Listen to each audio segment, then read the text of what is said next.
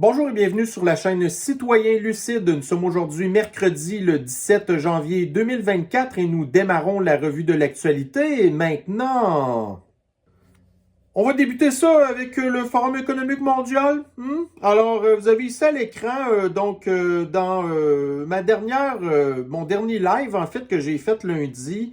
En tout cas, on en a parlé un petit peu de ça avec les personnes qui étaient dans le chat. Puis là, moi, j'avais pas eu d'indication comme quoi que Justine allait aller au Forum économique mondial. Mais, tu sais, à part genre l'ancien, en tout cas, président de la Banque centrale du Canada, il y avait comme personne vraiment des officiels qui y allaient.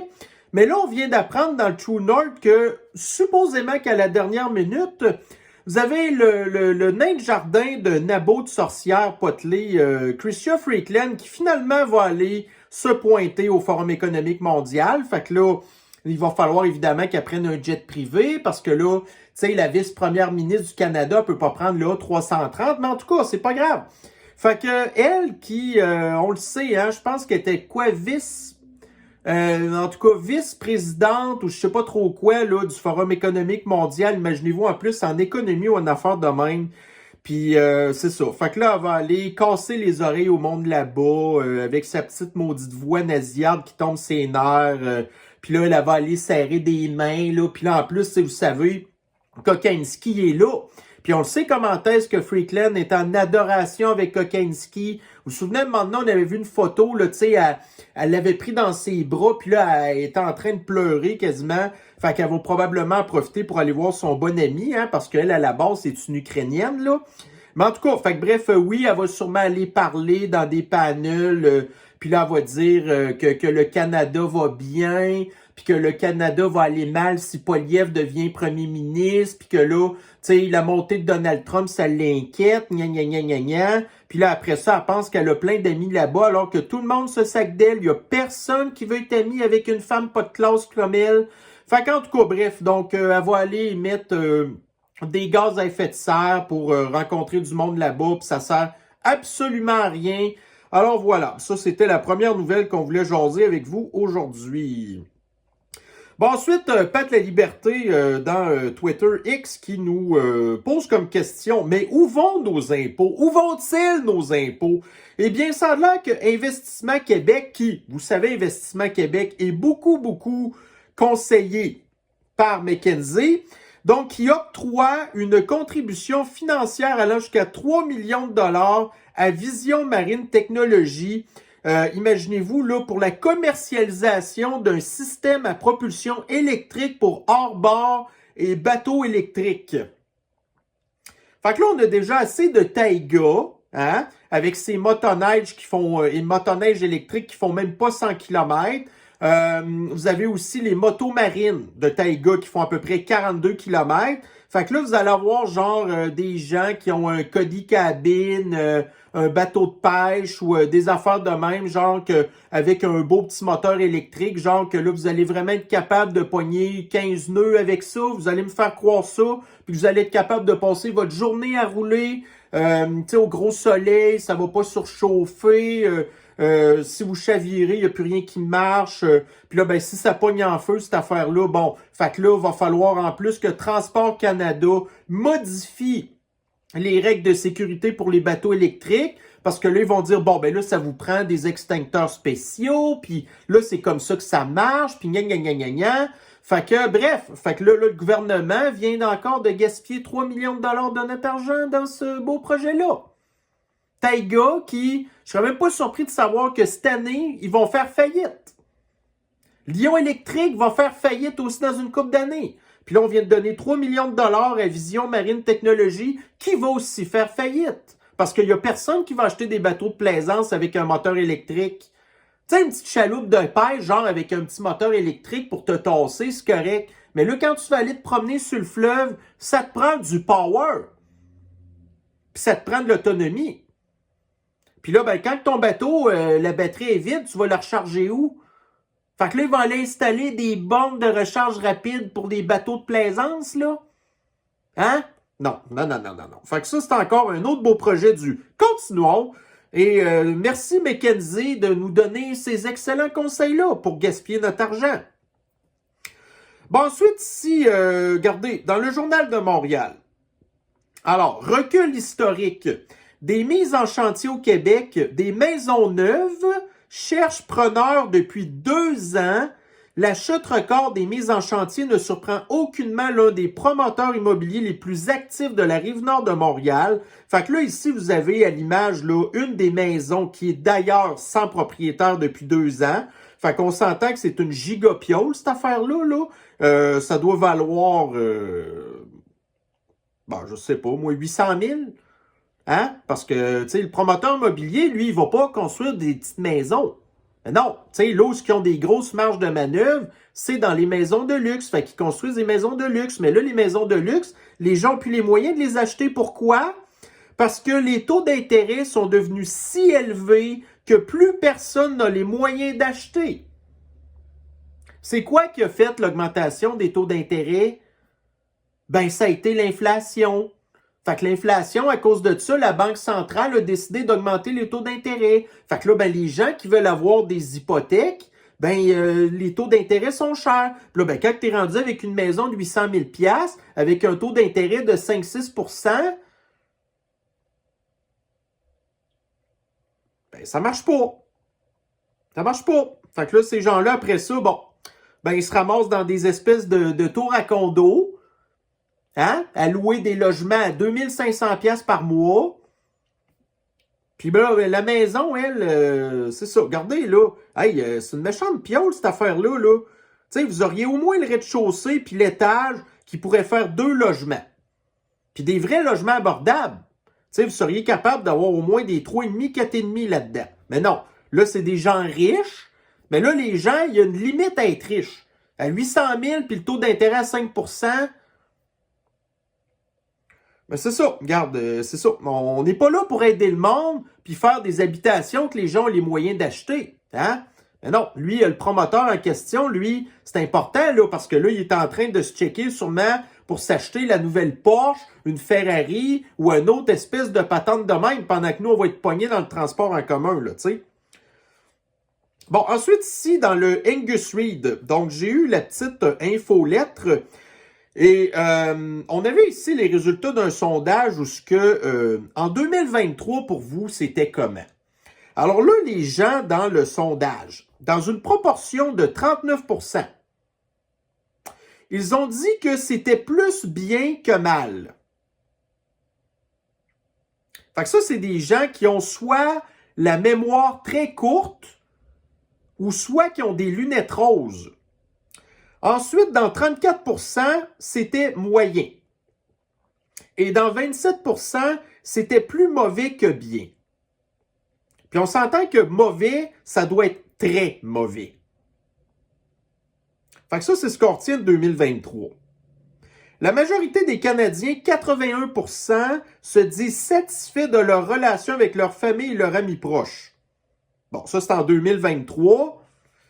Il n'aurait peut-être pas fallu faire le sondage en 2020 vers 2021, hein, peut-être même 2022. Un Canadien sur 3 déclare ne pas être satisfait de son état mental actuel. 33% du monde ne vont pas bien dans leur tête. Les Canadiens plus âgés affirment beaucoup plus souvent être heureux comparativement aux citoyens plus jeunes. Ben oui.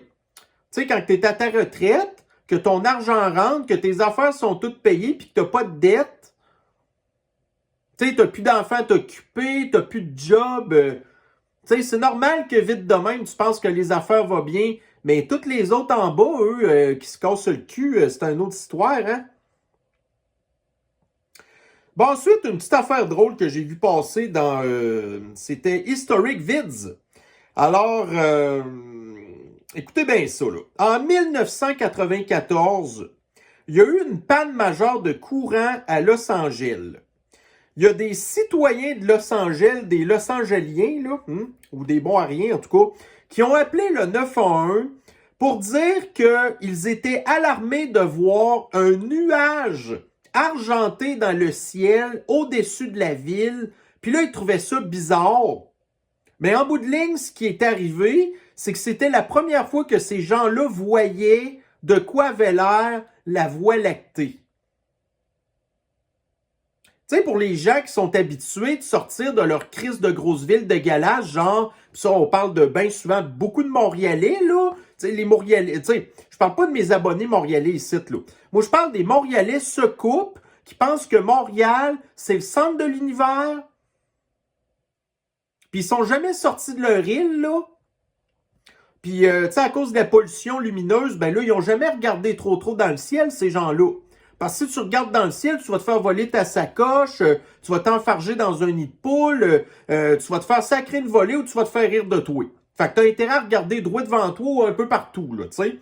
Mais bon, fait que non, donc les gens qui vivent dans les grandes villes, qui savent même pas de quoi a de l'air, la Voie lactée, fait que là, à cause d'une panne de courant, là, le monde a paniqué, puis ces gens-là appelaient le 911. Ça, là, c'est le même genre de monde qui avait peur de la sniffles, puis qui ont peur des réchauffements climatiques. Tu sais, écoutez, appelez le 911 parce que tu sais même pas de quoi a de l'air le ciel quand tu vis pas dans une grosse ville sale. Fait que moi, j'avais trouvé ça drôle quand même parce que c'est le parfait reflet de notre société.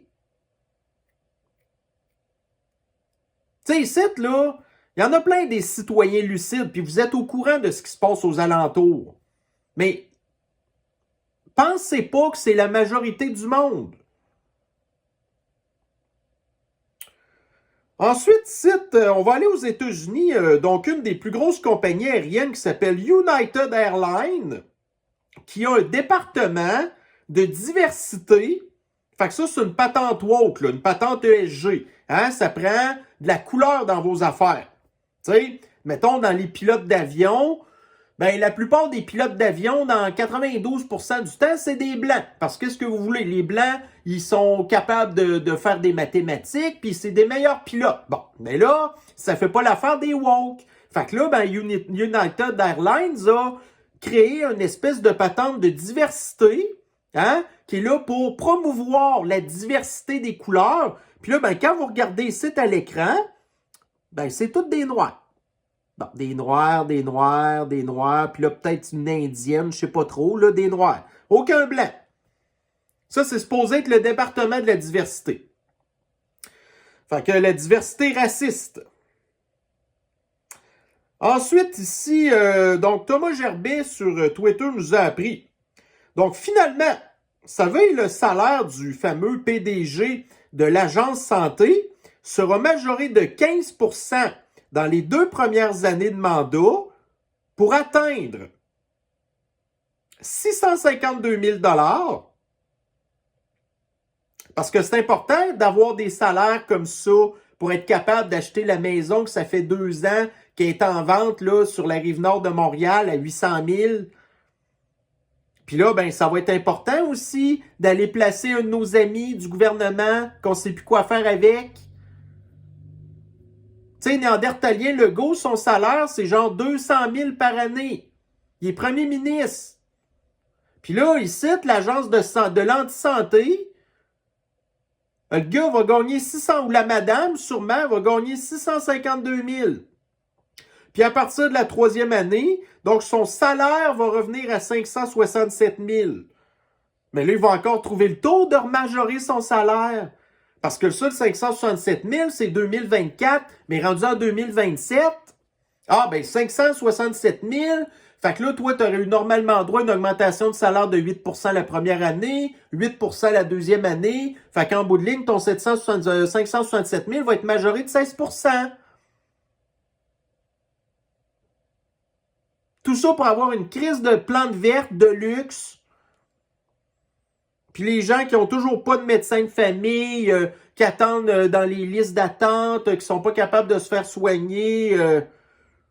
Puis la seule manière de s'en sortir, ben, c'est toujours évidemment aller vous faire empoisonner. Il y a juste le poison qui peut vous arranger vos problèmes de santé, tu sais. Ben oui. Bon, ici, encore dans le Forum économique mondial. Donc, vous avez ici le président directeur général, Bill Anderson, le CEO de Bayer. Bayer, ça, c'est un big pharma. C'est Bayer, entre autres, qui fait je pense que c'est Roundup, là, une espèce de pesticide ou d'engrais, je sais pas trop quoi, là, qui vient dire, lui, là, que l'industrie du riz, hein, ben que la production du riz était l'un des plus grands producteurs de méthane. Et puis selon les apocalyptiens du climat, le méthane est un des pires gaz qui fait des réchauffements climatiques. Fait que là, ici, là, on a une grosse proportion de la population mondiale dans les pays en développement que leur aliment de base, c'est le riz. Là, vous avez ici le CEO d'une compagnie Big Pharma qui vient dire que le riz est mauvais pour le climat. Puis quand nous, on parle d'agenda des populistes, on nous traite de complotistes.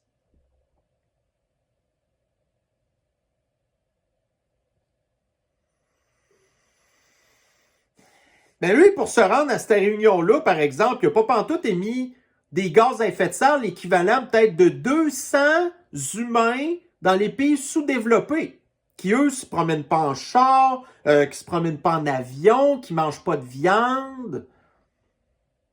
Lui, il va prendre son jet privé pour aller faire la morale encore. Puis là, le riz, là, c'est pas de la viande. Tu sais, on nous dit arrêtez de manger de la viande. Bon, ben là, on va manger du riz. Ah ben non, le riz aussi, c'est mauvais pour. Fait que là, vous voulez vraiment juste qu'on aille manger des hosties de vers de terre puis des coquerelles?